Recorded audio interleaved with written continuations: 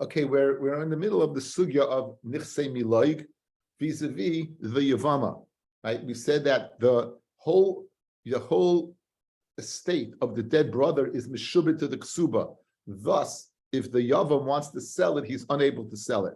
Thus, if the yavam wants to sell it, he was unable to sell it. We had an incident where there was a loan, the malva, the lender, he died, and the brother who inherited the loan, right, wanted to go ahead and that was the last case. We wanted to know whether he can go ahead and do. We said we can't do away with it.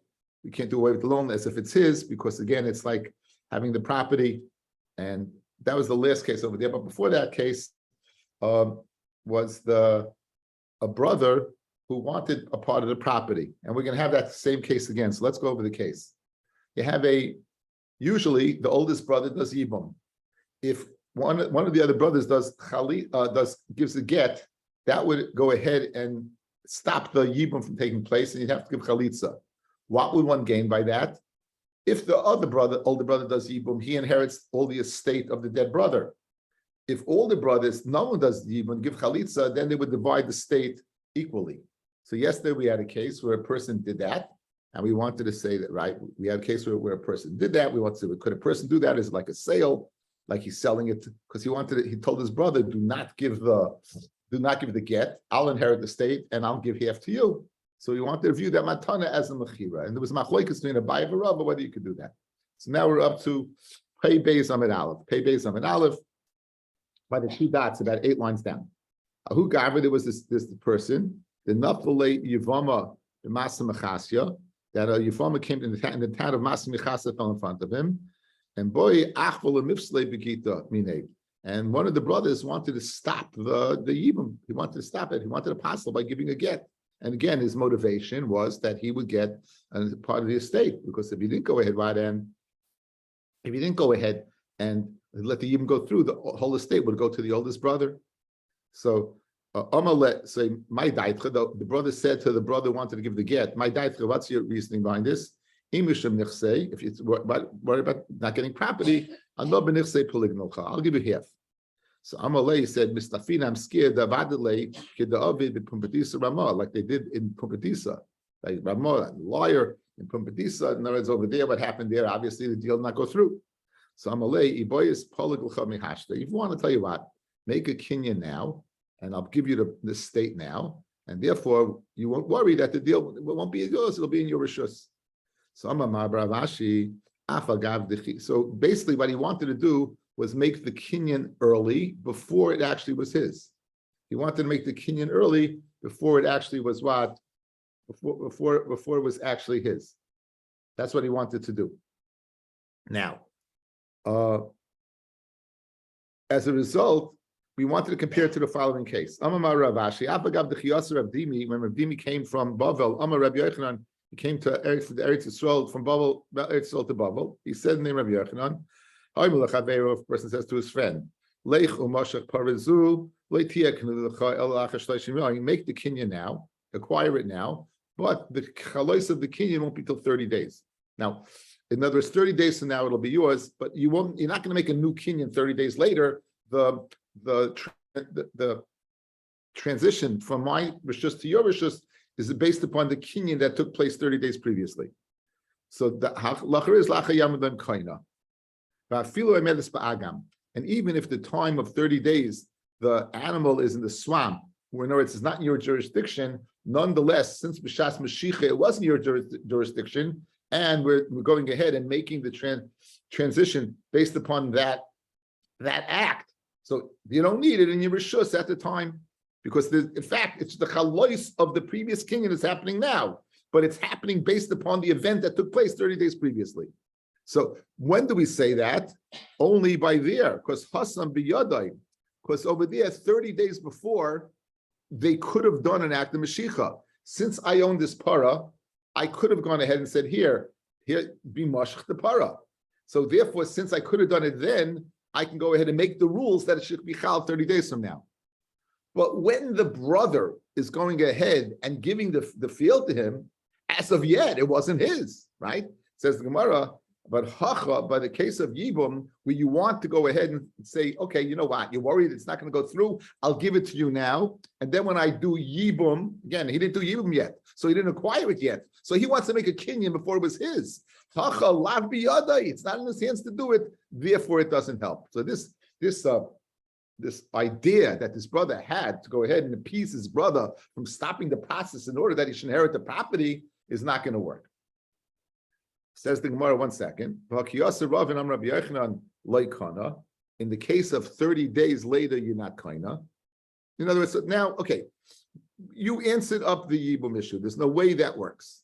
Just going ahead for a digression that you happen to mention that 30 days later the kinyan works. We have Ravin reporting, not Rav Dimi. We have Ravin reporting in the name of Rabbi Yochanan. It doesn't work. But you have this all the time. That you have Rav Dimi saying one thing and Ravin saying another thing. They both came from Eretz Yisrael and they both disagree as to what Rabbi Yochanan said. So Rav Dimi said, he said kaina, and Ravin's reporting he said like kana, and the Gemara says like kasha, it's not a problem. When is it kaina? Like Rav Dimi reported, when he said the kinyan should be from now. And there's where 30 days later he didn't say be kaina akshav. So if he didn't say be kaina from akshav, there's no kinyan. If you say me akshav from now, so 30 days later, retroactively, there was a kinyan. If you do not say me akshav, then 30 days later, there is no kinyan at all, because the kinyan that took place did not work. And that's the report that Rabin said. Boy, me name Ula. They asked him Ula the following question. Yavam, at first he does Yibum, the Achagachilik, and then he divides the property. Mahu, what's the din? Says in Klum. Why? Because it's all mishubit to pay the ksuba, and it's not his to sell. Again, as long as it's all mishubit to ksuba, it's not his to sell. So therefore, even if he does yibum and she's his wife, he can't go ahead and sell it. Now, this would appear to be totally redundant, so hang in there. What about chilek? First he divides it to v'yachach yibum, and then he does yibum. That would appear to be, of course not. If you do yibum, it doesn't work when she's your wife. Certainly, when you divide it before she's a wife, it's not going to work. So mahu. So that was the klum. So Ula said it doesn't work. Now the Gemara gets the obvious question: if in the first scenario it didn't work, the second scenario certainly won't work. So maskula of sheishes hashta yavam. First you did an act of yibum, and it's your wife. The chilik, and afterwards you divided it up. Lo yasav lo klum. You didn't do anything. Chilik v'achakach yavam mi boy. Do you have to tell me that if you divide it up and then get married, then you do yibum? Of course it doesn't work. Madach, when you are married, and there's a svara to say that the property is yours. We don't say that because of Mishum Ksuba. Certainly, if you divide the property beforehand, before she's your wife, of course it's not going to work. So what the whole order here doesn't make any sense. So the answer is Shnei Maisim Have. It was two separate Maisim. In other words, these two Maisim came to him at different times. So first came to the first Maisa where you did Yibum, and secondly came the Maisa with Chiluk. But had they been asked to Shaila all at once, it would have been enough to just simply say, if you do Yibum and then divide it, it doesn't work, and we would have known that if you divide it and then you do Yibum, it doesn't work. But in Ula's case, what happened was these two Shailas were presented at two separate moments. Since it took place at two separate moments, he passed on each one, and the Gemara reported each psak.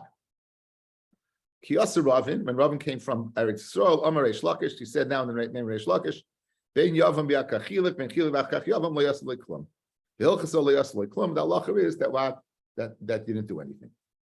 Okay, so going back to our Mishnah now, the Mishnah dealt with a whole case of Yibum, and the Chacham said Peres mechubarim belonged to the husband.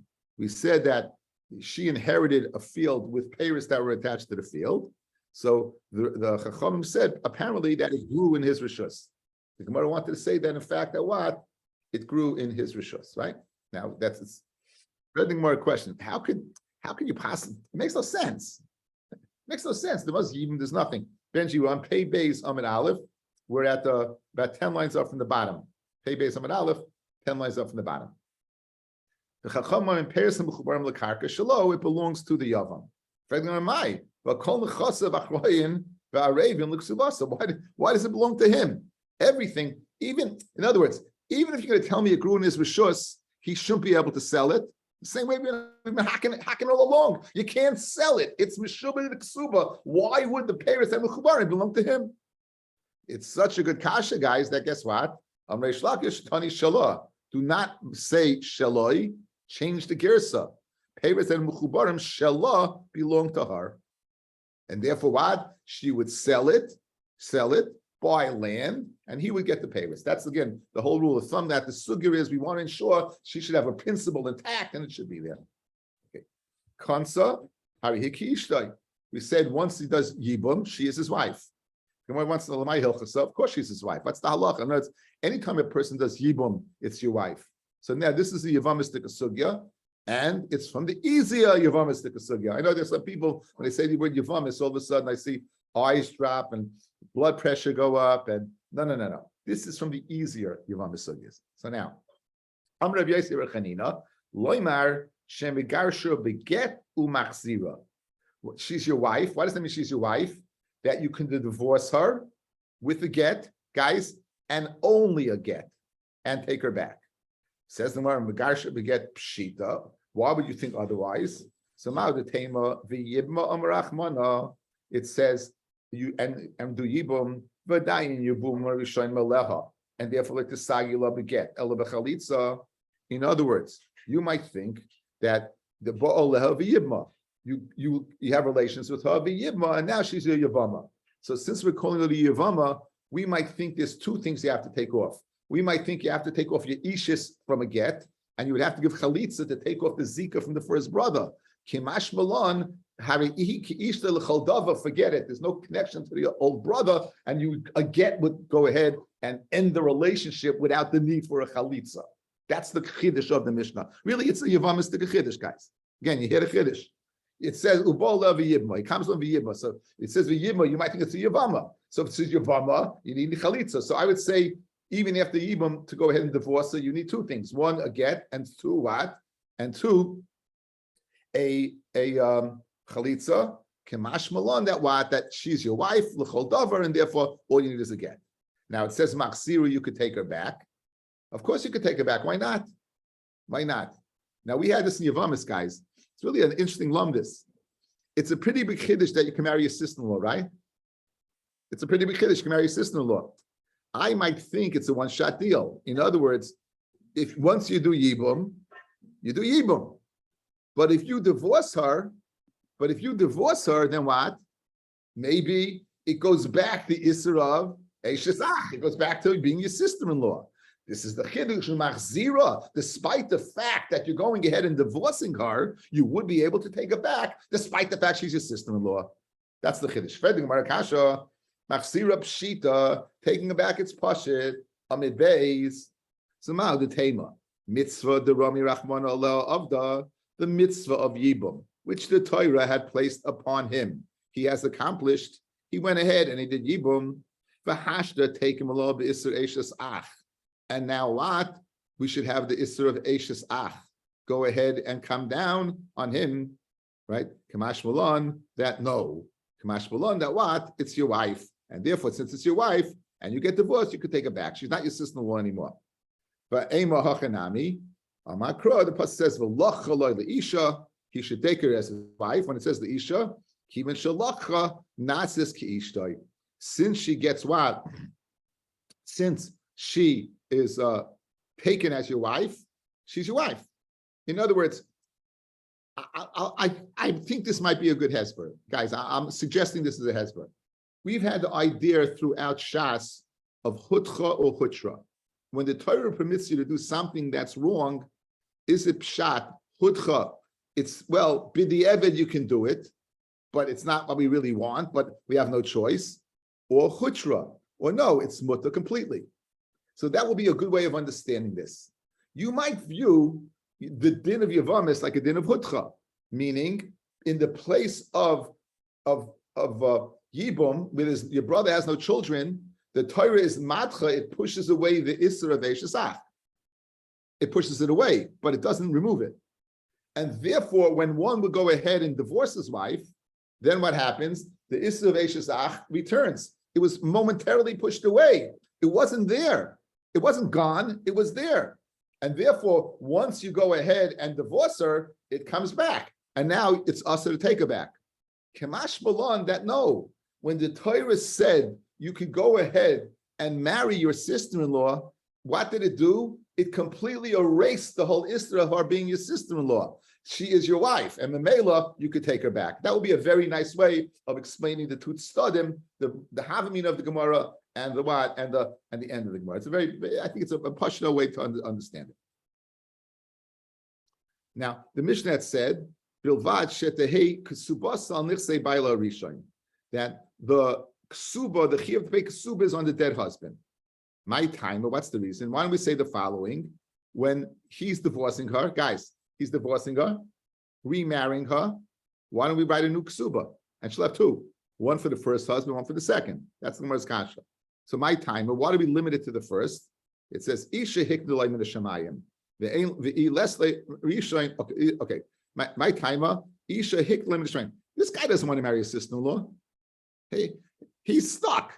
All of a sudden, Punk, his brother dies, and now he has to marry his sister-in-law. So to put salt on the wounds, not only does he have to marry her, he has to bear the financial burden of marrying her. So where does the Torah say? No, it's the chiyuv is what? On the first husband. So therefore, Isha hiknulay min hashamayim. Top Rashi, guys, top line. Isha hiknulay liyavam zeh min hashamayim. Ain't a love lifter, l'shtar nesuin. No, it's the Torah went ahead and gave him a wife. He doesn't have to go ahead and write up the shtar and nesuin. Doesn't have the shtar of ksuba. Now, however, the less like maybe showing Islam is sheni, but if there's no to the first, then there is to the second. What's the reason? Again, a component of the ksuba, if you hold it to the Rabbana, not the Raisa, would be a svara that a guy would get angry at his wife. It would go ahead and be easy to go ahead and divorce her. But now, with the monetary constraint of a ksuba on him, he's not so quick to act. So therefore, to protect her, if you don't have a ksuba from the first husband, then the second one would go ahead and give her a ksuba. The Mishnah had said by two cases, by the case of Yibum and the case of Ish, that a man could not go ahead and tell his wife, here's the money for your ksuba. I'm putting it on the table. Now let me go ahead and take the property. In other words, the whole estate is meshubah to the ksuba. I'm paying you the ksuba now. In other words, here's the money. It's over here. You have nothing to worry about. Here it is. And we said yesterday, mishum eva, because of creating discord. Like if you're going ahead, you're telling your wife, you know what, wifey, dear. I know dear is not going to work over here. Honey certainly is not going to work over here. You take the money. Guess what? Here's the money for your ksuba, and I'm going to sell the property. The woman right is thinking, and next thing I'm going to get a call from the divorce lawyer, right? Right away, he's going ahead and greasing the skids for a divorce. So therefore, we don't allow this. I mean, art school doesn't say that, but I just was mastered very clearly, right? That this is the setup over here. She's going to be what? So you don't do it. So even though it's not a problem monetarily, but certainly for shalom bias, you haven't gone to enough shalom bias classes if you're doing this. So now, my b'chein, we said two cases. We said the first case of Shemeres Yavam, and then we said the second case of the Isha. The Gemara wants to know, what's the Chiddush of b'chein? What's the Chiddush of Isha?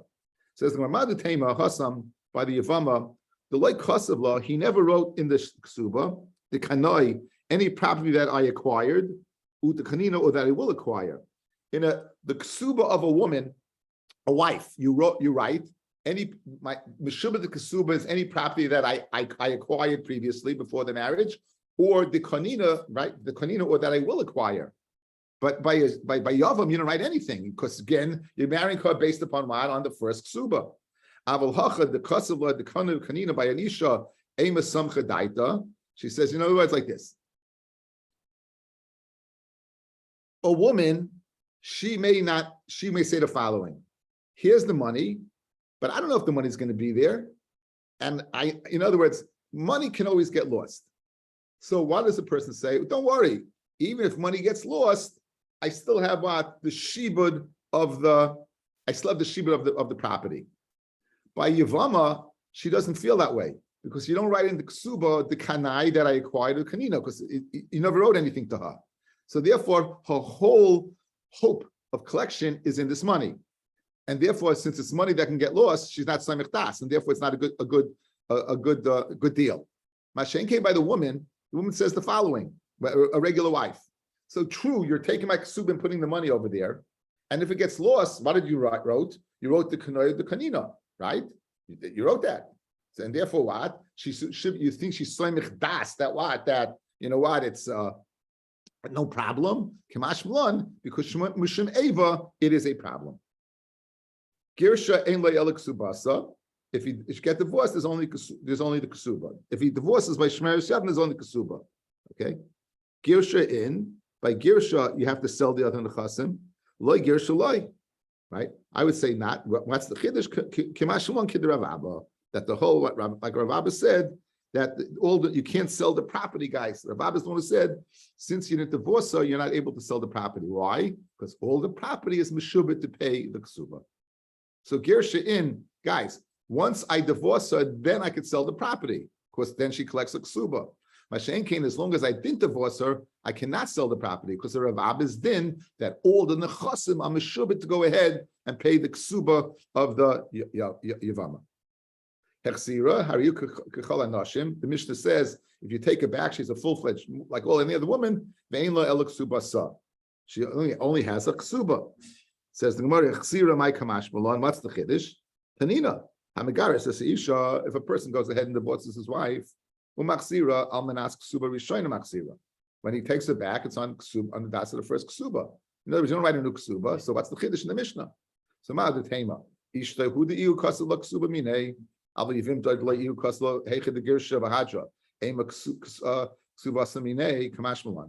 other words, by a woman that you wrote a ksuba ready, when you go ahead and take her back. So since you wrote a ksuba, I would go ahead and put that in its place. But by Yevama, you didn't. By Yevama, it's everything's on the ksuba rishona. So you might think by Yevama, if he divorces her and takes her back, he should write a ksuba from his own estate. Kamash Malon, the ksuba is still on the dead husband. Right, Kamash Malon, the ksuba is on the dead husband. You don't write a new ksuba. Rav Yehuda, but rishona initially, they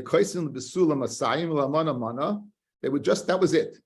In other words, all they had was, if you're a Basula, you can collect 200 zuz. If you're an Almana, you get 100 zuz.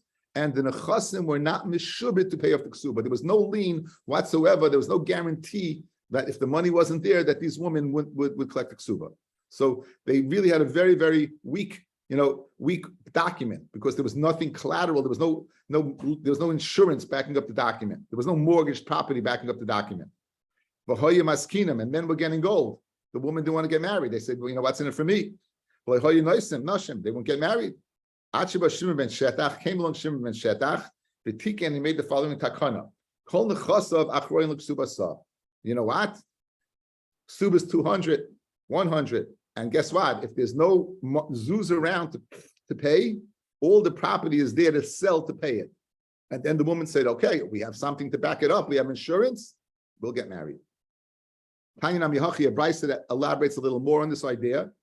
Initially, they were getting old again. You know what they did? They put the money in daddy's house. So in other words, there's a guarantee. What are you worried about? That I'm going to use up the money, right? Guess what? You're living with me. It's in daddy's house. It's nothing to worry about. But you get angry at her.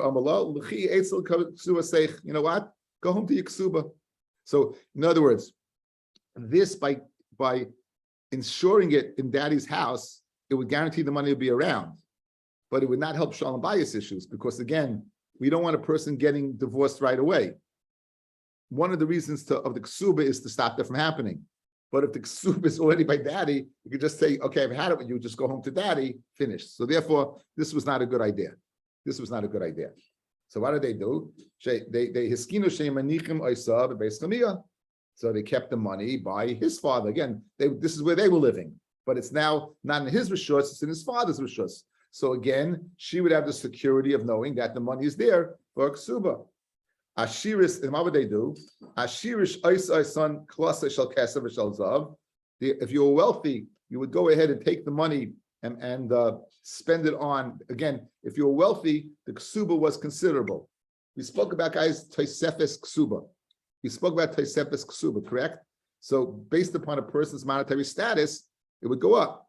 So here you have the ksuba with Tosefes. They would go ahead, take this, and they would, that the money should be in something that is substantial. They would make baskets of gold or baskets of silver. Aniyos son of it, they would make an ovet. There's a girsa here, Mei Raglayim. Rashi's not goyris it. They would ovet shel Mei Raglayim is a pot they would use to urinate in, and they would do that. But when they would get angry, they say, but see, take your kli and get out of here. In other words, this works well in both ways, guys. It works well in both ways. One, since you didn't set apart anything, that it's so even a man gets angry, there's nothing to collect right away.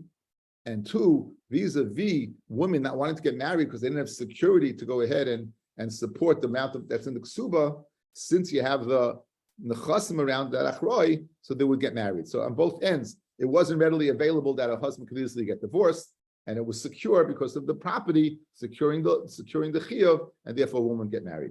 I want to take this opportunity to wish everybody a ksiva, b'chasima toiva, a good ben shar. HaKadosh Baruch Hu should answer kol mishal sebech l'toiva. Just as a good deher, there's a psicha to the Gra Sira. It says, but from the Shem of Yitzchak Meltzer, as the person wrote this, he says an unbelievable thing. He says that you look at Rosh Hashanah, there is no mention whatsoever, none whatsoever. There's no mention of vidui. There's no mention of any of bakashos. There's no ashamnu. There's no valchet. There's nothing.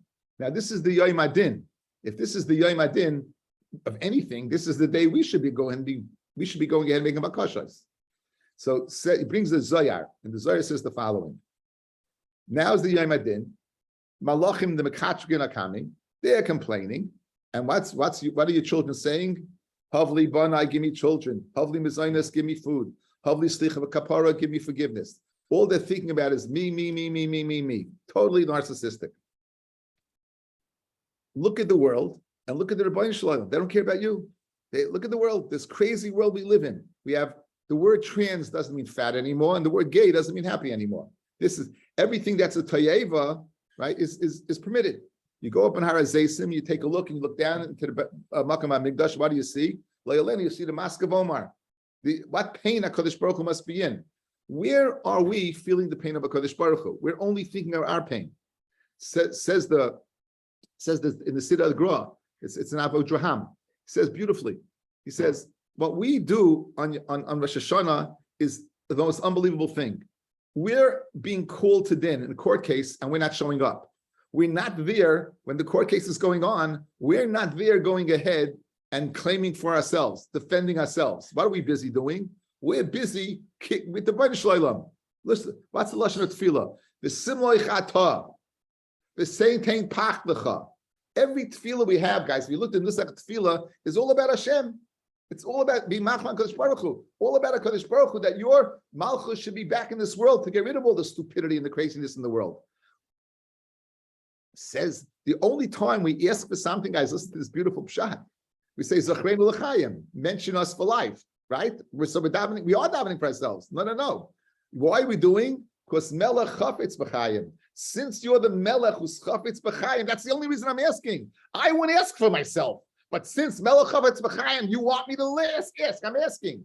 So the whole day is about Hashem. It's not about us. Ki hu zeh at all. It's all about the Rebbeinu Shalom. Memela, when these malachim are coming to HaKadosh Baruch Hu, was saying, look, they only care about themselves. HaKadosh Baruch Hu goes, be quiet. Look at my children. Look what they're doing. On their day, all they care about is me. They don't care about themselves. They care about me. That's all they care about, me. Right? Why do we say, Ani l'doidi, v'doidi li? Now, as a result, Ani l'doidi, I am l'doidi, that I'm caring all day. You, Rebbeinu Shalom, memela what? L'doidi li, HaKadosh Baruch Hu will be for us. Why? Says the Gemara in Baba Kama, Kol mispalo be'ad chaveroi, anyone who davens for his friend, who tzarech lo yisay davar, and needs the same thing, who nena tchila, he'll be answered first. So here we are, we're davening for HaKadosh Baruch Hu when we're supposed to be davening for ourselves. So guess what? You're killing two birds with one stone.